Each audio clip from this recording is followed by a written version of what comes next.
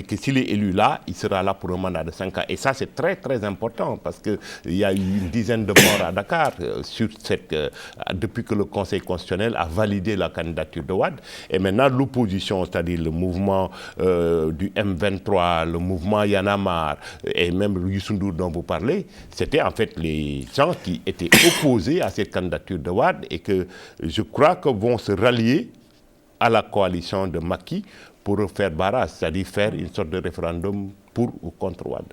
Alors, pour revenir au premier tour, l'analyse du premier tour, voici ce qu'avait à dire récemment Macky Sall, qui sera le candidat de l'opposition au second tour sur le scrutin du 26 février.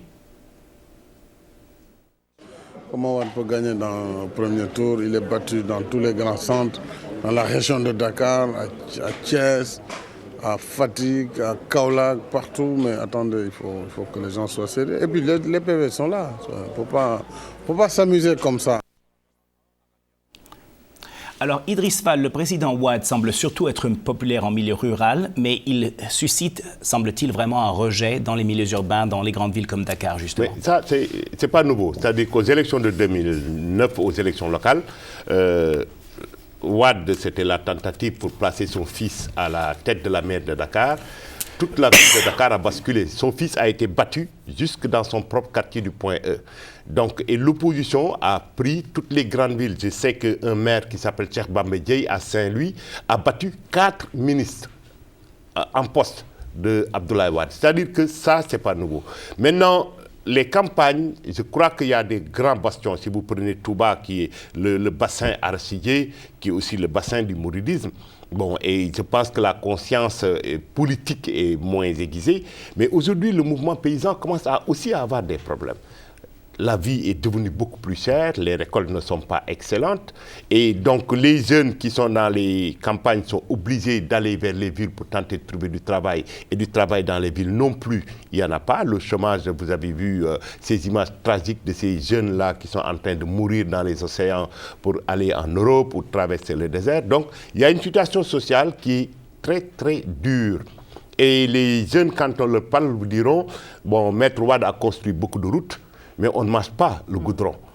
Alors, Mamadou Samba, êtes-vous d'accord? Pensez-vous que le vainqueur, quel qu'il soit, devra répondre à ce genre d'attente, c'est-à-dire en ce qui concerne le manque d'opportunités, le chômage, la situation des jeunes, dont vous venez de faire un portrait noir, vraiment?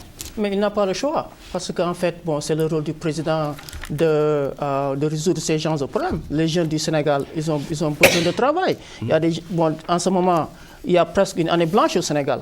Donc je ne comprends pas comment, par exemple, on veut que les jeunes du Sénégal puissent compétir avec les jeunes chinois et américains s'ils n'ont pas les moyens de rester à l'école pour une année.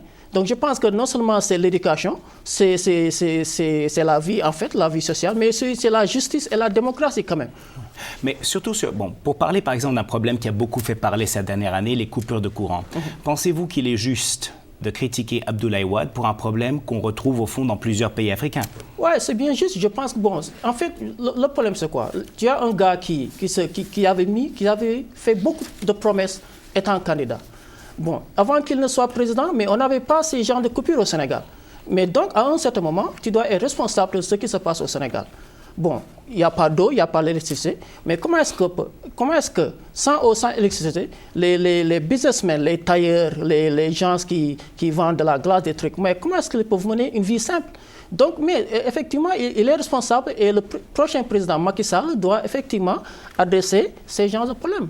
Alors, on a beaucoup parlé aussi du jugement de la Cour constitutionnelle. Pensez-vous, Mamadou Samba, qu'elle a eu raison de laisser Wade se représenter un troisième mandat? Pas du tout. Non. Pas du tout. Parce que, en fait, on ne peut pas dire que, la